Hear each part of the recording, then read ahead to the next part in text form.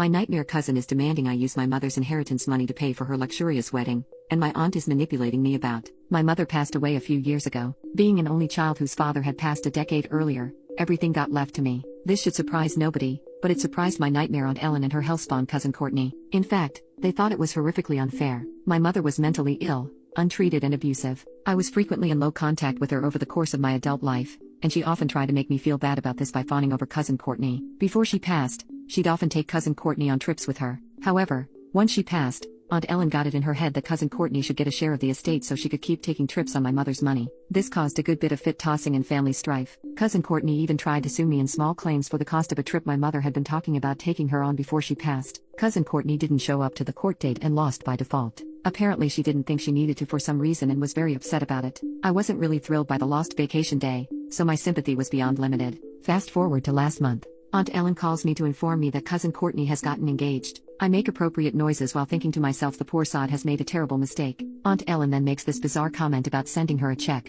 I'm all, what? According to Aunt Ellen, my mother had promised cousin Courtney money for her wedding should she ever get married. Now this seems ridiculous to me on multiple fronts. I am not my mother. My mother gave many a rant on how foolish it was to waste down payment of a house-level money on a wedding. She's a bit dead at this point, so whatever she promised died with her. I say no a lot and stop answering calls and emails from this diseased branch of the family tree. Some backstory. Aunt Ellen and I already had bad blood about weddings. She uninvited me to a previous family wedding, then told everybody there I was a rude no-show. My level of interest in writing her a large check for cousin Courtney's wedding is somewhere below my interest in poking a nest of yellow jackets while in KED, and the chances of it happening after the lawsuit are somewhere around my cats not yowling at the fridge when dinner's late. Let's also pause to acknowledge that the wedding plans are intense. We're talking destination weddings at an expensive resort, multiple photographers, out-of-season flowers, designer everything and so forth. Her idea of what she needs for a wedding approximates something they'd cover on one of those cable channels that has convinced people 10K dresses are reasonable. My own wedding was extremely small because we prioritize paying off student loans.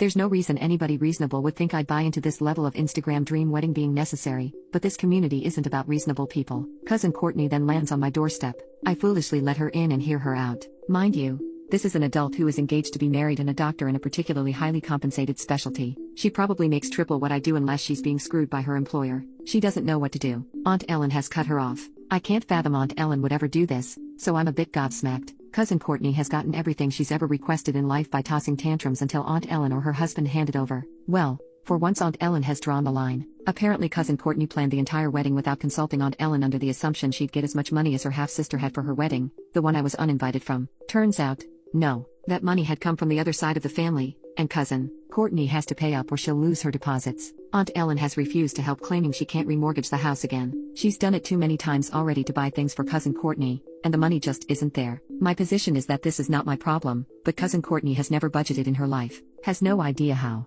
Aunt Ellen is still kicking in money to her rent monthly so she can live in a safe building with a doorman. So I make a terrible mistake. See, I advise college students professionally. One of the modules I have is on financial planning. So I whip that baby out and sit down with cousin Courtney to talk about how to set up a budget and save for her dream wedding. There's no way she and hubby-to-be can't do this with their combined incomes if they buckle down and plan for it. This is where things get really nuts. Cousin Courtney's expenses are crazy. She lives on takeout and multiple caramel soy calorie bomb coffee drinks a day. She needs those because her work as a doctor is so stressful. She has a country club membership that costs $1,000 a month. The real kicker is her cell phone plan. It's an absurd unlimited plan that's priced higher than current rates with her carrier. All she's gotta do to save herself some money each month is call them up and switch to the new plan. She won't do it. Why? Mommy always deals with her cell plan. She hates calling customer service people. She hates being on hold. It's just not that much money and she can't ask mommy to do it because she's not talking to mommy since she got cut off. This is around where I realized all she's done this entire time is whine about how expensive everything is and refuse to do anything constructive. Her reason for agreeing to go through this budgeting exercise was to show me how poor she is and how much she needs me to cough up the money for her wedding. My motive was to get her to finally do a bit of adulting.